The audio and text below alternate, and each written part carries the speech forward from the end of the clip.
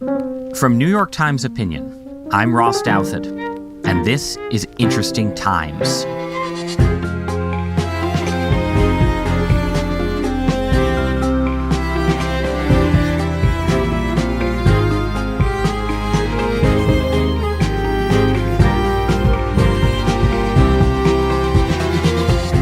Forget about the political drama for a moment.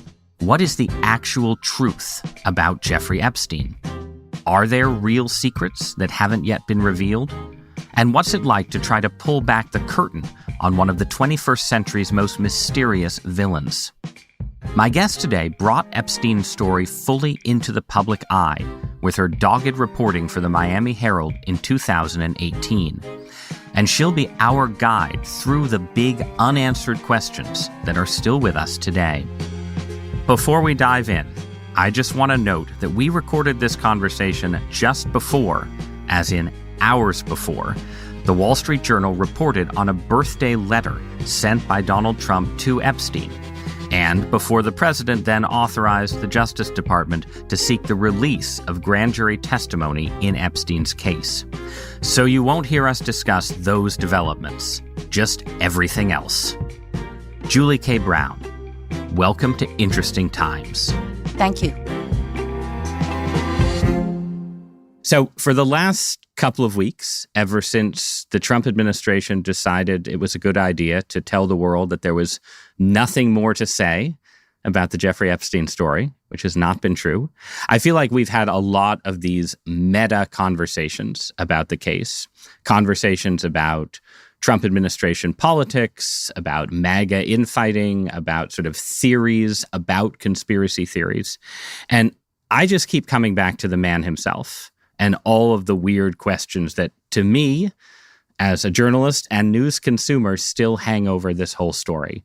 So I'm really hoping that together we can sort of walk through the story, the actual story of how Jeffrey Epstein, the man, became Jeffrey Epstein, the mythic villain of the early 21st century. And I want to start in the middle for him, or maybe near the end for him, but at the beginning for you. How did you first get drawn into this story? What prompted you as a journalist to start looking into Jeffrey Epstein and his crimes? Well, my background was mostly crime reporting. I was on the Miami Herald's investigative team, and I was covering prisons, and I needed a sort of a change of pace, so I thought I would try to find a mystery to write about. And the Jeffrey Epstein case had been written about before, mostly focused on the celebrity aspect of his life, who he knew, his plane, his private island. But whenever I ran across a story about him, it never really explained fully to me why he was able to get away with the crimes that he did. And as I was sort of looking for something to do around that time, Donald Trump, who was our newly elected president, nominated a guy by the name of Alex Acosta as his labor secretary. And I knew that Acosta was the prosecutor who signed off on this sweetheart deal, so to speak, that Epstein had gotten way back in 2008. So I thought at the time that at Acosta's Senate confirmation hearing, they were going to ask him a lot of questions about this case. And to my surprise, it seemed like everybody had almost forgotten about it. They asked him maybe one or two questions, and I don't really think he gave very good answers, but they satisfied the senators because he was confirmed.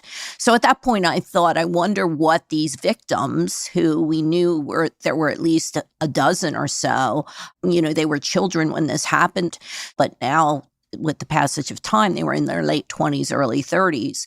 And I wondered what they thought about this man who had given their predator really such a lenient deal. And he was now in charge of one of the largest agencies in the country with oversight of human trafficking.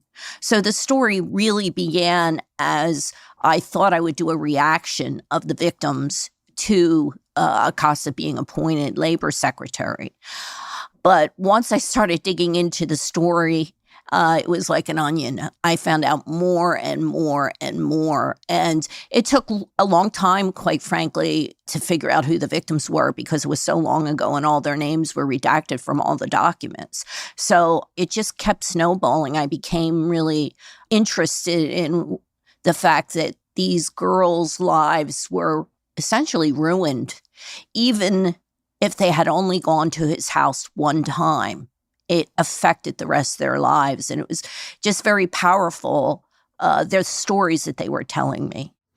And so at that point, the official narrative of Epstein was he had taken a plea deal related to early teenage girls. Right.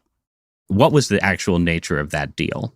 Well, actually, it was only, I came to find out, one of the many things I came to find out, which hadn't been reported before, was that they manipulated and downplayed the scope of his crimes. He only pled guilty to a charge of soliciting one underage girl.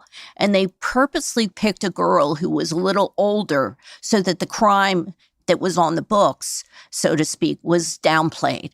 And it was only one girl, even though it was clear that he had done this to many, many girls. They also hid what they were doing from not only the public, but from the victims. They went out of their way to keep this whole deal secret. He sort of slid into a courtroom, pleaded guilty. Nobody knew what he was pleading guilty to because all the records were sealed. And as a result of that, a lawyer for one of the victims filed a lawsuit. And that lawsuit had been ongoing when I took up the case in 2016. But the nature of the lawsuit was that the FBI and the Justice Department, by doing this all in secret, had violated what's known as the Crime Victims' Rights Act. And under that law, you're supposed to be informed of all proceedings or any plea deals. And they didn't do that. And it was another year before that plea deal was unsealed and made public. And by that time, he had already served this cushy jail sentence, which was not a sentence at all because he was allowed to leave the jail and go back to Palm Beach to his office or his home or the Home Depot or, he had a chauffeur picking him up at the Palm Beach jail every morning and didn't return him to the jail until 10 o'clock at night. So he essentially only slept there. And so from your perspective as a reporter at that point, as you're digging into the story, what was your theory of why he got this plea deal? Well, the theory always was, here we are getting a little bit into the conspiracy thing, but the theory. No, we're gonna get further. Don't worry. The theory always was who was the person in our government that let Jeffrey Epstein off, and I really didn't know, but I wanted to try to get to that place if I could. That was sort of my goal. Let's track everything that happened. I sort of looked at it like a cold case, pulling out all these files. A lot of them were in paper because it was so long ago. And I had just piles and piles of boxes and boxes. And I just started from scratch and thought, maybe I can find out. My goal was to find out how did this happen and why. And what did you find out? Well, I found out that Jeffrey Epstein, of course, had a lot of resources, both financially and politically. He cultivated people on both sides of the political aisle and people across the world, really. He was very wealthy, but there was no real indicator of how he made his wealth. And I just learned that he was able to hire essentially a dream team, Kenneth Starr, Alan Dershowitz, Jay Lefkowitz. A lot of these had contacts with the law firm of Kirkland and Ellis, who it's a very prominent DC law firm. Very prominent. And Epstein was very shrewd. Every lawyer that he hired had a tie to one of the prosecutors on the case. Alex Acosta had worked for Kirkland and Ellis. And he was very ambitious. At the time, he was really a rising star in the GOP. Ironically, one of the ways that he was rising was he was handling a lot of child pornography cases. He was part of a team of prosecutors that was prosecuting child porn. And so, Epstein knew exactly who to hire. I mean, he even hired a lawyer that had dated one of the prosecutors.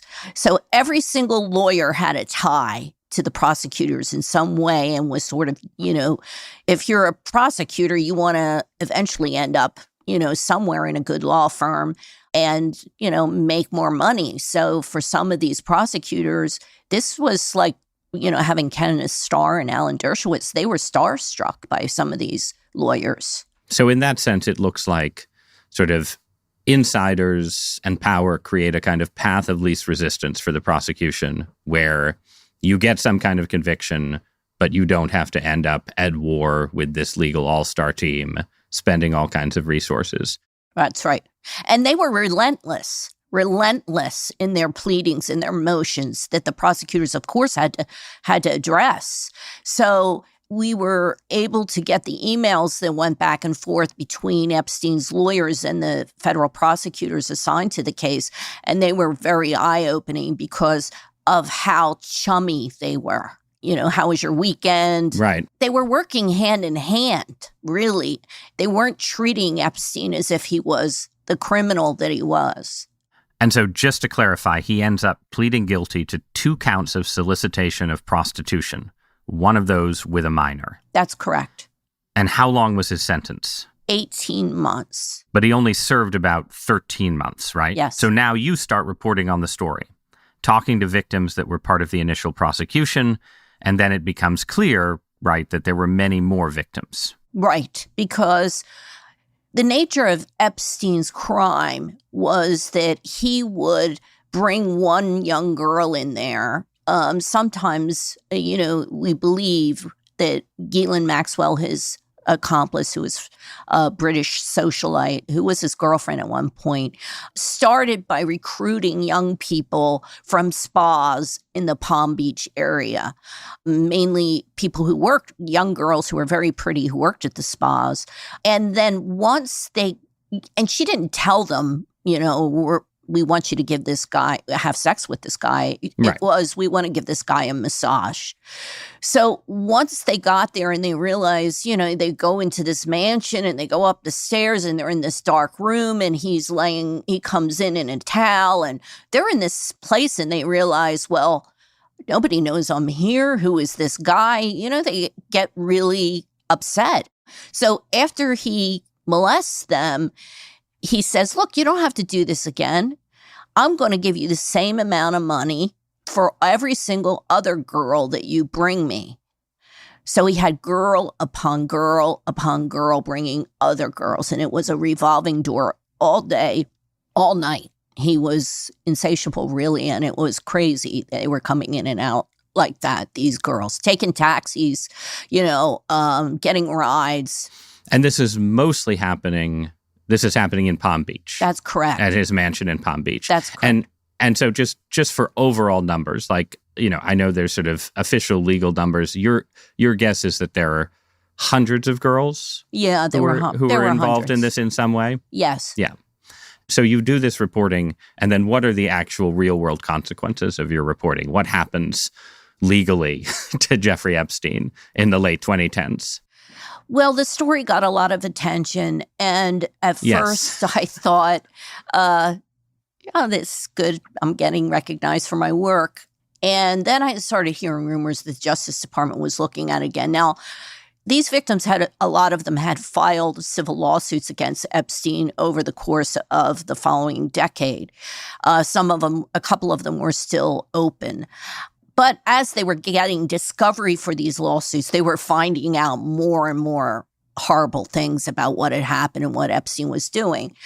And they kept going to the Justice Department with the stuff. The lawyers kept going to the Justice Department in New York in particular because the plea deal had been done in Florida and they didn't think that they could bring more charges against him in Florida because of the way the plea deal was structured. So they kept going to the U.S. Attorney in the Southern District of New York and trying to get them to look at it and reopen it. And they didn't. They just kept saying, no, no, no. After my story ran, a group of prosecutors saw my story, took it to the U.S. Attorney in the Southern District of New York, Jeffrey Berman, and said, we got to do something about this. And Berman said, go ahead, look into it, and let's do it.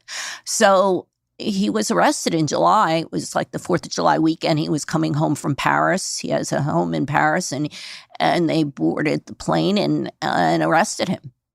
And then what happened to him? Well, he was put in the federal jail in New York and arraigned and charged on new sex trafficking charges. And he did the same thing. It was funny. The pattern was the same from 2008. He hired high-profile lawyers. He would have meetings with them almost every day. They kept assuring him that this wasn't going to stick because he had already been prosecuted and pled guilty to these other charges.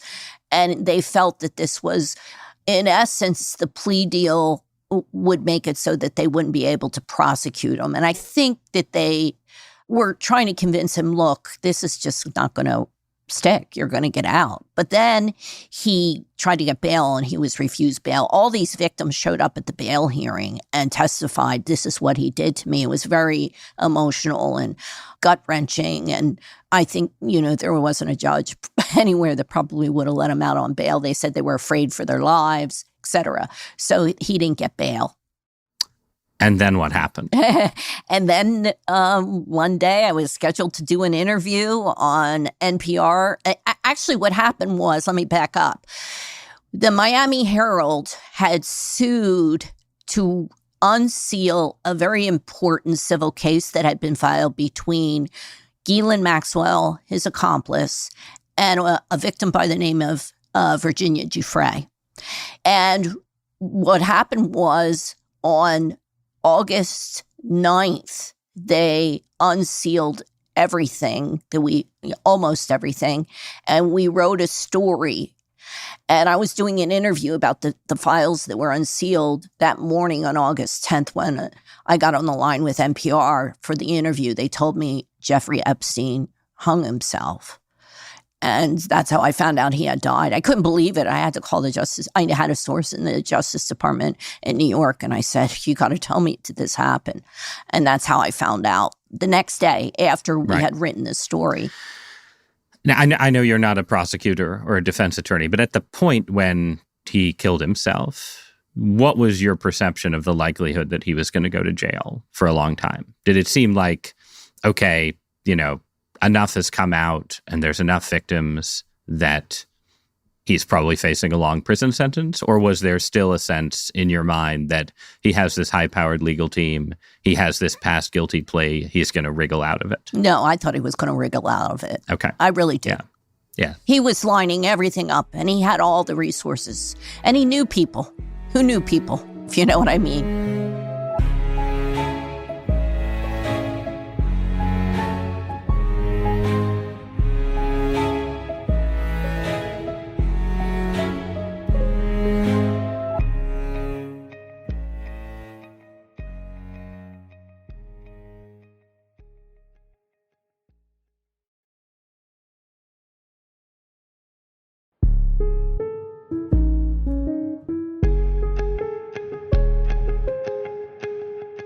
So now I want to go back in time. So this is a flashback.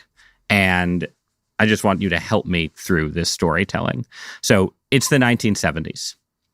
Jeffrey Epstein is a teacher at the Dalton School, a very prestigious prep school in New York City, where the headmaster is Donald Barr, who is the father of Bill Barr, who would be the attorney general when Epstein killed himself in prison. And I cite that detail only because it's an example of how Epstein's story is filled with these little grace notes that are gifts to would-be conspiracy theorists.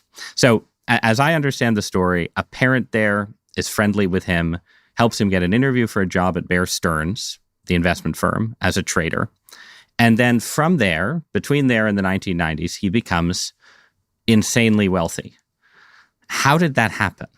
How did he get rich? You mentioned earlier this was an open question when you started reporting. Yeah. But if you were going to tell the story now as you understand it, how did he get rich?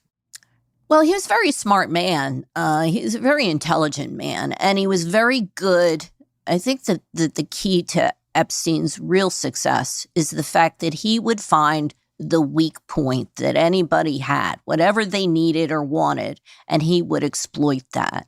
And I don't know what he had on Les Wexner, who became one of his primary clients. Les Wexner is a billionaire who owned Victoria's Secret and also the limited retail stores at the time. And he somehow met Les Wexner, and Wexner was really his primary client.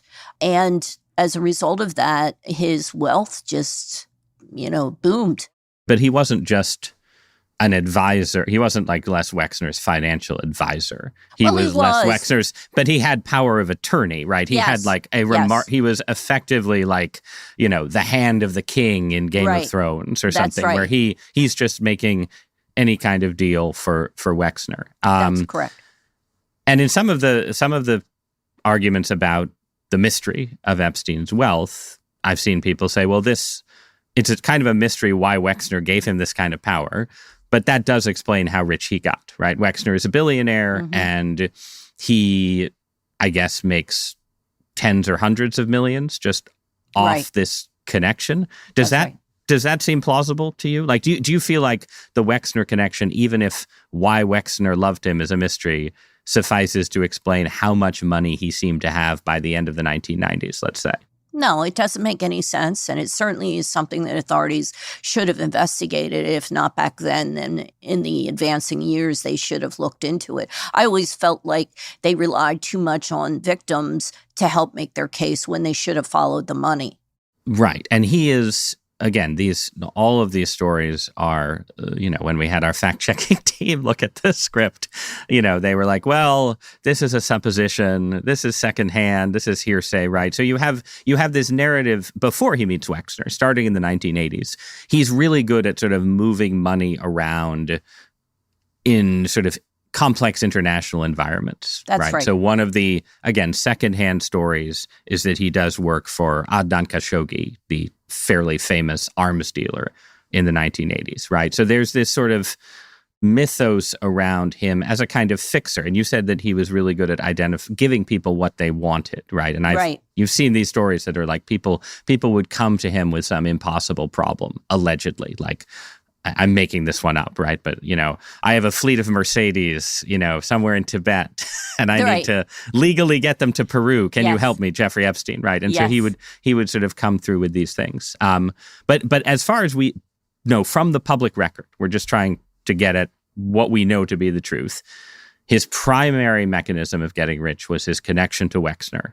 That's correct, initially. And by the late 1990s, he is sort of building out a playboy intellectual lifestyle, right? Can you sort of describe the lifestyle that Epstein has? Well, he had a lot of salons, so to speak, at his Manhattan home, and also at his other homes he owned, like the island off the coast of St. Thomas. He would fly Nobel Prize winners, for example, in to talk about science.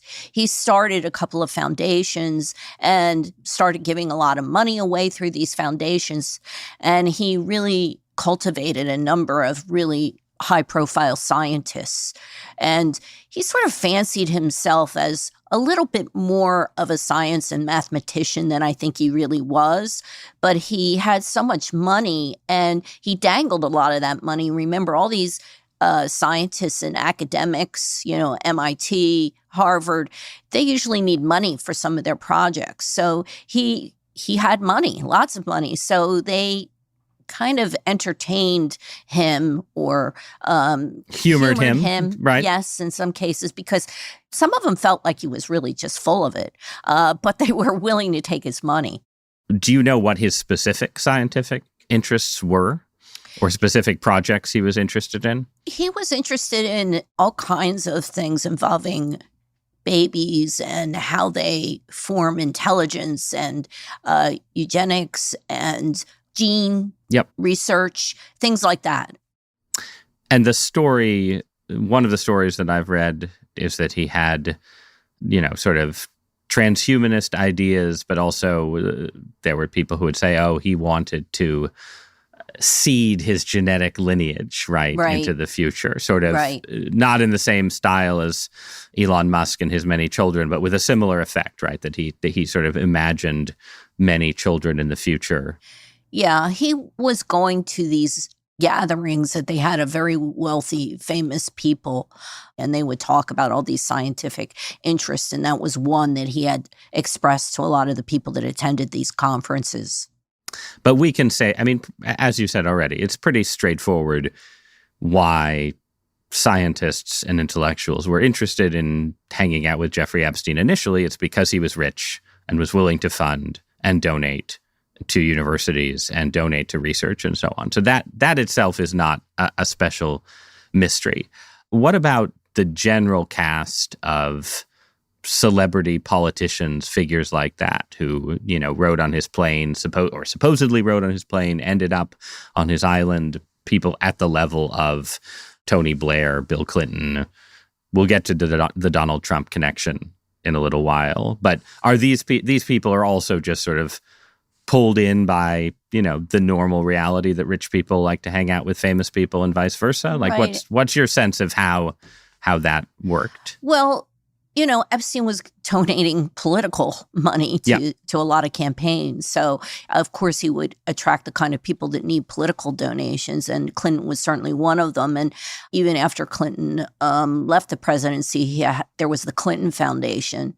And so he was seeking donations for the Clinton Foundation as well. So that was one of they went on a long trip overseas on Epstein's plane to travel to various areas to, understand the AIDS epidemic and what could be done. And, Epstein sort of envisioned himself as this person that could maybe find things that would help cure cancer or, cure AIDS, or he felt like he could be a part of that in some way. And so let's make these timelines overlap. At what point does he become connected with Ghislaine Maxwell, whom you've already mentioned, his paramour for a while, and then ultimately his accomplice in predation? When do they first start hanging out? After her father died, Robert Maxwell, who was a publisher, British publisher, died under suspicious circumstances himself. Very suspicious circumstances on a boat. Right. They think he just fell off. They found him floating, but there was a yacht. He had a yacht. He was off the Canary Islands, and they just woke up one day and couldn't find him. And then eventually someone saw him floating in the ocean. And so there's a lot of questions because after they found him dead, they realized that he had essentially raided his whole company, including the employees' pension fund. And so he and ultimately his sons, had to go to, stand trial for this. And anyway, her father had passed away, and Epstein was at the funeral or at another event honoring her father after his death. So at the time, Maxwell's family was in ruin. They had no money.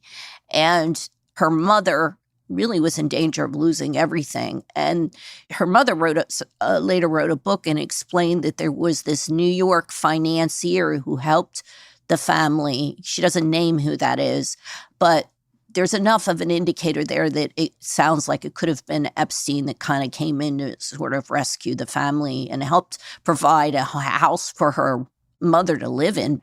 And, it is thought that it was probably Epstein that helped the family, and that's how they met. So it's 1991 that Robert Maxwell passes away in suspicious circumstances.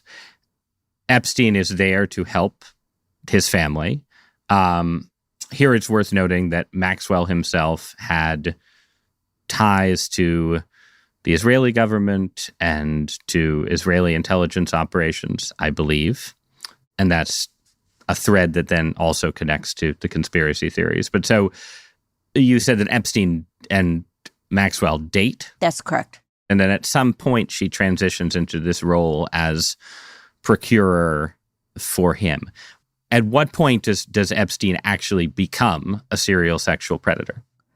I think it started, we know that some of his first victims were from like 1996, 1998. Okay. Some of his first victims were back then. And Maxwell, there were people that came forward that told me and others that Maxwell realized that she was never going to be able to marry him. And there was a lot of rumors at the time that maybe they would get married. But she realized that as she got older, that this was not going to satisfy him because he wanted younger and younger girls. So she was dependent on him somewhat for finances at that point. So she began this quest to find him girls, essentially. That's how it all started. So there's clear overlap. Epstein is the playboy financier hanging out with intellectuals and politicians in Florida on private jets on his private island. And he's bringing all of these girls through his house, through his life, and taking advantage of them. And this, presumably, both of these things continue happening at the same time up to the point that we already talked about, the point at which he is actually charged and convicted in a very limited way in 2008. What happens to the social world, all his high-flying connections, after he gets out of that Club Med-style stint in prison? Well, once he gets out of jail, he hired all these PR people to remake his image. And there are press release, if you look, in archives, there are the Jeffrey Epstein Foundation put out press release after press release after press release about, first it started with he was giving money here, he was giving money there. As time went on, being able to once again resume the life that he had built before this happened. And he was able to do this in part because of the plea deal, because it was only solicitation of one underage girl, he was able to say to people, yeah, I did this, it was bad, but it was only that. And to them, that was sort of, okay, he served his time. And, they accepted that explanation that it was just one girl and he made a mistake. And of course, he said he didn't know she was underage. So it was plausible to a lot of people that he was not this monster that he later know he was. Right, but it was also plausible to people because they knew that he liked to hang out with teenage girls, right? And there's this now famous line that Donald Trump himself has that appeared, I believe, in a piece in New York Magazine long before Epstein's first conviction, right? Anything like that, where he's talking about Epstein's social life, and he says something like he likes women as much as I do, but he likes them on the younger side. Right. So that it seems like that was always part of his reputation. Right. Right. He would have, I had some of the victims tell me that they would be invited to parties with a lot of wealthy people and well-known people, and they would just sort of be told to stand there like statues and to just look pretty and say as little as possible and just kind of fawn over him. He would put some of them on his lap, so he yes, people could see that people could see it. Yeah.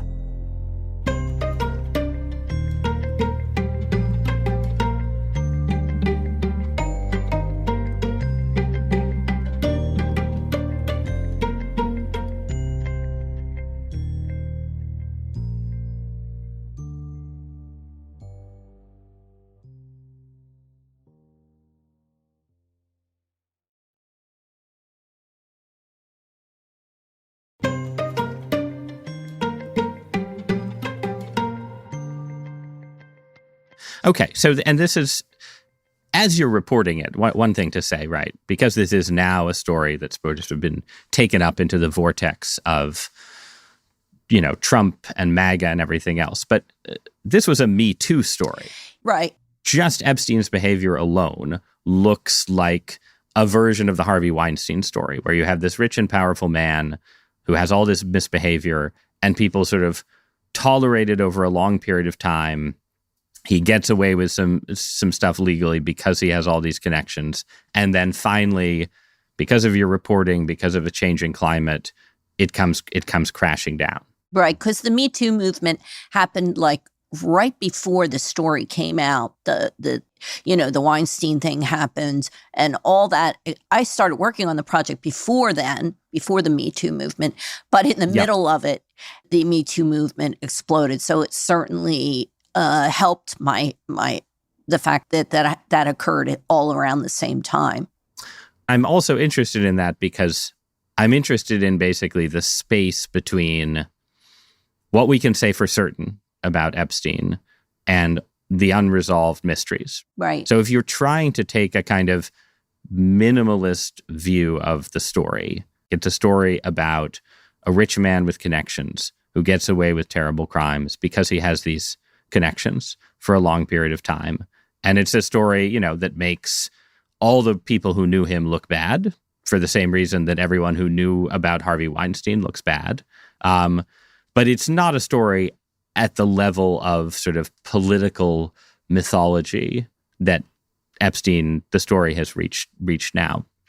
So I want now to talk about basically the open questions whose openness explains why Epstein is a bigger story and a more enduring story than Harvey Weinstein, right?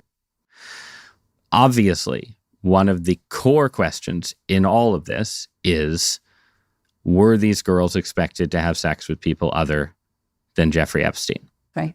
And I think a lot of people following the story just sort of take for granted that there must have been a bunch of other celebrities who were getting sexual favors. And that the debunking response, as I understand it, is that out of the young women who made accusations, only one, who you mentioned earlier, Virginia Giuffre, made serial allegations that she was pressured into having sex with famous figures.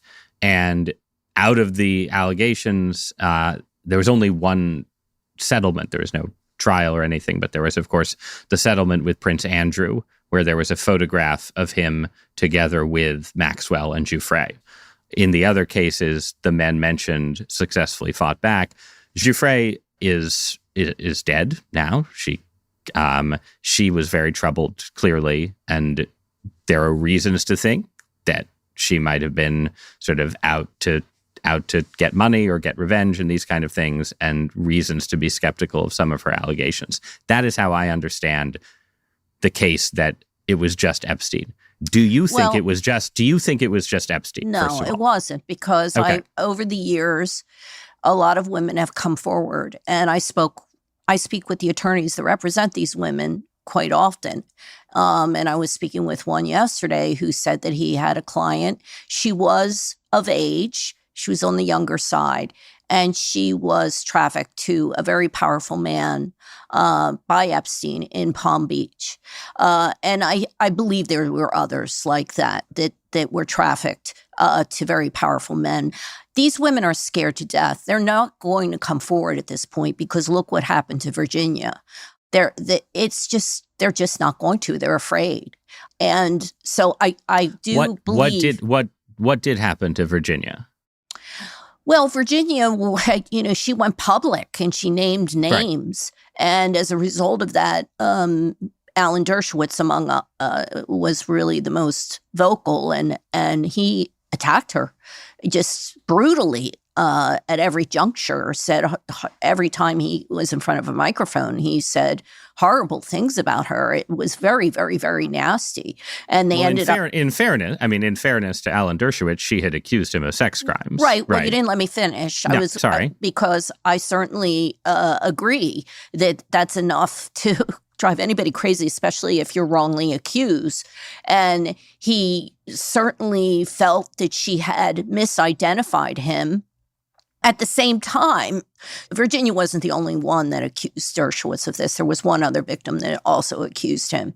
So I agree that especially how the whole thing ended, there's certainly some question about whether her allegations were whether she was mistaken or not. Let's put it that way. But I do think that the reason why she ended up suffering so much trauma is every time something like this happens to a victim who's been sexually abused, and she was as a child, you're re-traumatized. And so she had a lot of trauma in her life, and I'm sure that led to her problems, her mental health problems that ultimately, led to her suicide. Right. But so from your perspective then, though, it is likely that there is some set of men. Yes. In the world of men who move through Epstein's mansion, Epstein's island, and so on, who are guilty of essentially having girls trafficked to them and having sex with minors and so on, whose names have not been successfully accused in a court of law. That's correct. Okay. So the next question, what do you think about the evidence and speculation that Epstein intended to blackmail people? Because that, again, is sort of the next phase of the sort of theorizing is that Epstein wasn't just trying to sort of woo and, befriend these men, but he also liked the idea of having dirt on the people who had done bad things around him. I think he did, but I don't think he blackmailed people directly like that. I mean, if you just really think about it, if you send a girl over to have sex with one of these men, it's not like you write it down or that I don't believe he had a list. I just think that he used these girls and women as pawns in order to ingratiate himself with people that he wanted to do business with. It was a business transaction to him. That's what this was. I don't think that he had this operation where he was essentially saying, if you don't do this for me, I'm going to reveal that you had sex with so-and-so. I don't think it was like that in that traditional sense. But if you're a man and you know that you've been doing this. And he knows that right. Exactly. And I think it was more like that. I don't think it was a official or a outright blackmail scheme like that. I think it was more like, he knows this about me, maybe I better, do this. So then that leads into the next sort of open question, right? Which is Epstein's alleged ties to intelligence agencies, meaning, I think in practice, either American intelligence agencies or the Mossad in Israel. And here, we were talking earlier about Epstein's lenient plea deal and why Alex Acosta ended up giving him the plea deal. There is a now famous secondhand quote from Acosta, where he is reported by someone else in the first Trump administration to have said, he was told to back off Epstein because Epstein belonged to intelligence. Acosta has never publicly corroborated that quote, and there have been other instances where he said he didn't know anything about Epstein's intelligence connections. But first, do you think that some form of the intelligence world and Epstein's connections to it entered in at all to why he got off light the first time or anything like that? I don't know. And I don't think anybody really knows except the people that in the government that have these files. And I think that's in part one of the unanswered questions about Epstein, because I just don't know. I know there's a lot of supposition about that, but as you said, I try to stick to the facts. And so it's just something we don't know for sure. Yeah, I mean, but I think I'm drawing on your view, your skepticism about the blackmail narrative. Right. There's sort of two intelligence stories you could tell. In one, Epstein is literally an agent of an intelligence agency trying to gather dirt on famous people to get them to do what the U.S. government wants or what the Israeli government wants. That's sort of the most extreme. In the second one, which I find somewhat more plausible, Epstein is operating in a world where, Les Wexner, his patron, is a Zionist and a supporter of Israel. Robert Maxwell, as we mentioned earlier, had connections to Israeli intelligence. So that, this is a world of people who overlap with Israeli intelligence. And maybe Epstein is useful as sort of a conduit of information, these kind of things, right? But it's not that he's being run as a kind of entrapment ring. That's sort of where I am. If we don't think that Epstein was running actual blackmail operations, then the idea that he is sort of doing some kind of full-scale intelligence operation seems much less likely. Well, let me put it to you this way. You're talking about what's plausible and what's not plausible. It's the job of our government to find out what's plausible or what's real and what's not real. And the question here, if we're talking about things that we don't know and things that maybe we should look into, the question is here. There certainly was enough there that the federal government, the DOJ, at some point should have launched a counterintelligence investigation into what was true and on that end or not true. We've known long enough of this Costa statement that he made. They've heard everything that we've heard, that we've just talked about. So we don't know the answer to those questions, but it's the job of our federal government to look into those kinds of things. And at some point, one would hope that they did look into some of that. We just don't know whether they did or not. Good. So that brings me to either my last or next to last unanswered question, right? Which is, what do you think, if anything, the government has in its possession, the Department of Justice or anyone else, that could shed further light on this case? Well, they absolutely have files that they can release. They could release his autopsy report, for example. They could release his plane records, for example, the FAA records of where he flew. They could redact the names of victims, but they could release information gathered by the U.S. Marshal Service, which was supposed to monitor him. He was a convicted sex offender, but yet he was allowed to fly his plane all over the world, come back into the United States with girls or young women aboard his plane on a regular basis. So this is, to me, more of a story not necessarily about Epstein, but about our government and what our government did or didn't do. This was a man that was allowed to abuse girls and women for 2 decades. How did that happen and why did it happen, to me, is the question. Epstein is sort of the character in this, but really these questions, I think the public and especially the victims deserve to know whether our government did the job that they were supposed to do. When people talk about the Epstein files, right, this kind of term of art that gets thrown around, some of what you're suggesting sounds more like you think the government needs to, look at material that it already has, but effectively create a new set of Epstein files. Well, we don't know. We're gonna go digging and find new information. But do we know? Maybe they did do that. We don't know what they did and didn't do. It's possible they did do a counterintelligence operation. It's possible they did look into some of these leads that they received about what he was doing. These are just some of the questions. It's not, when they say release the Epstein files, you are correct. They might not be able to release all these files, and it might not be appropriate for them to do so. But to completely shut down the case the way that they are, saying that's it, nothing to see here, I think it does the public a disservice, because people want answers about how this man was able to operate like this for so long.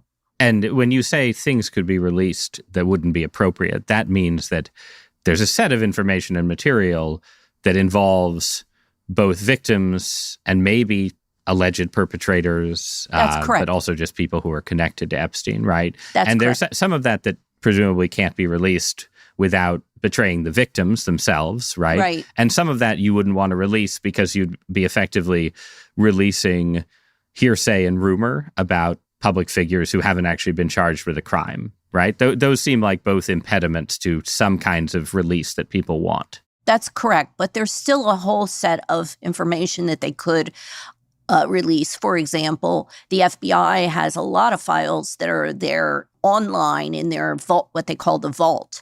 And for the most part, when you click on those files, they're either filled with wall-to-wall gobbledygook codes, or they are reports from the FBI from their investigation way back in 2005, where they're kind of giving status reports on the investigation. Those reports are heavily redacted. Even Epstein's own name is redacted in some of these reports.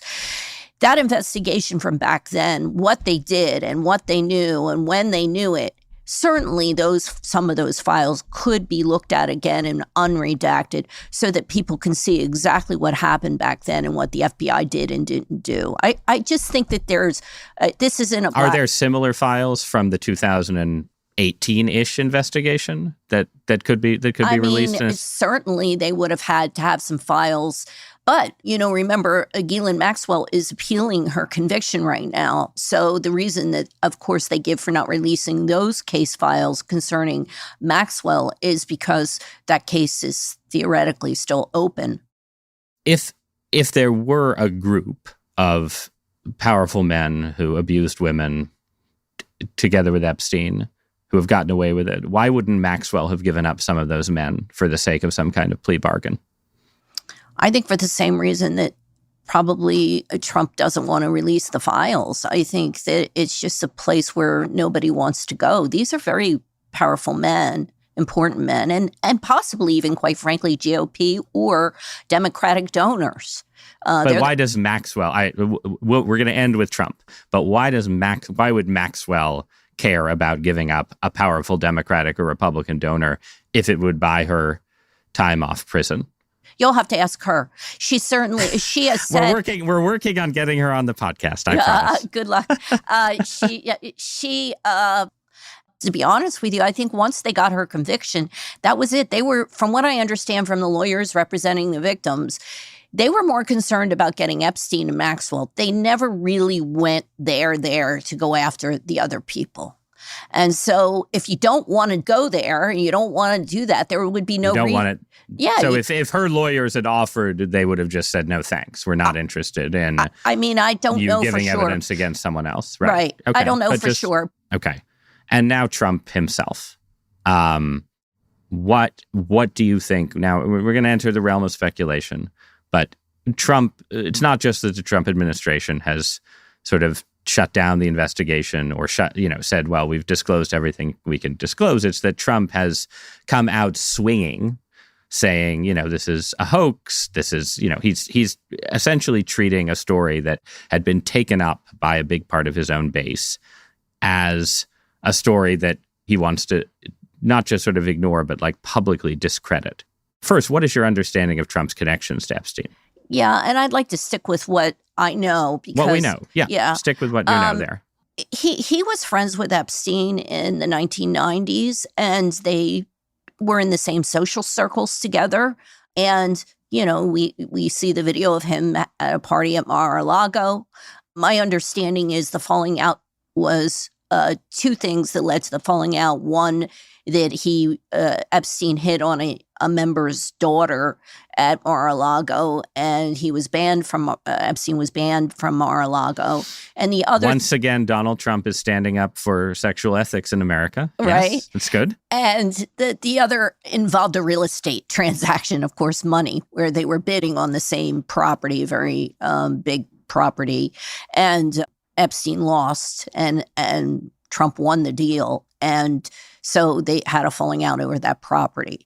So those were the two things that, but up until then, Trump had been flying on Epstein's plane. He entertained some of Epstein's family at one of his casinos. So they were somewhat friendly. But there's no reason in the public record, in what we know, to think, out of all of Epstein's friends and acquaintances, Trump would be someone who you would expect to have actually been deeply enmeshed with Epstein in some way. There was no evidence right now that Trump was involved in Jeffrey Epstein's businesses or his sex trafficking or his crimes. Right. Right. So then, and again, I don't want to make you speculate too much, but then to you, watching Trump essentially say, it's time to bury this story, it's time to get my own supporters to move on from it and so on, that looks like to you just a desire similar to the desire of prosecutors not to have to deal with potential fallout from other names coming out? Is that your reading? I don't know. It doesn't make any sense to me, to be honest with you. I really honestly don't know. It doesn't make any sense that you would promote doing this and saying you're going to do it over and over again and have the people that you appoint go forward with going public on TV in a very public way, promising to do something, and then to switch gears like that. I really honestly don't know why he would do something like that. He gave an interview during the campaign, right, where he said something like, he was asked about the files. And in part of the answer, he said, well, we're going to release, we should release something. But then he said, but you don't want to release things that aren't true. Right. Right.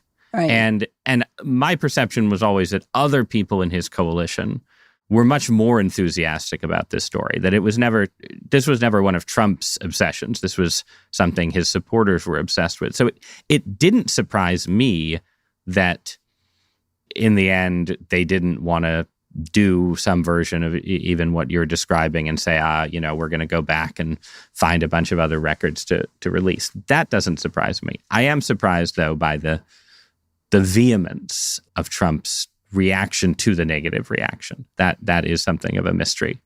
Okay. I've been trying to cover the unanswered questions. Do you have any other specific questions that you would like answered?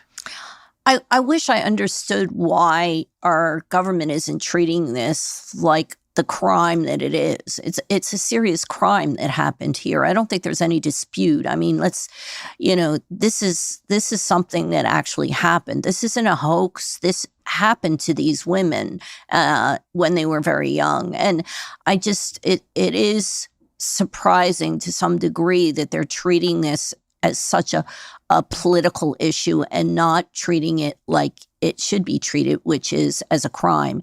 And if the files are unsatisfactory, don't contain credible evidence, then maybe they need to look a little deeper. Maybe the answer is we still have questions and we're going to look into this more. But that's not the answer they gave. The answer they gave was, there's nothing here. There's nothing more to investigate. We're done with this story. And I think the answer should be, obviously, the public has a lot of questions, and the victims still want justice. So we're going to look at this a little further. But in the end, for that to be worth doing, Epstein himself is dead. So your assumption in making this argument, and I think it's a very compelling argument, but the core of the argument is there are other people out there who are guilty. That's correct. Of Epstein's crimes, who should face justice and haven't. Yeah, let me be clear. Epstein did not do this all by himself. He barely tied his shoes by himself. He had butlers and assistants doing everything for him, including his compiling of his contact lists, his musical playlists. He had people doing that for him, his computers. He had lots of people helping him. So he did not do this alone. There were other people helping him, and there were other men who he sent some of these women to. Julie K. Brown, thank you so much. It's been a pleasure. Thank you.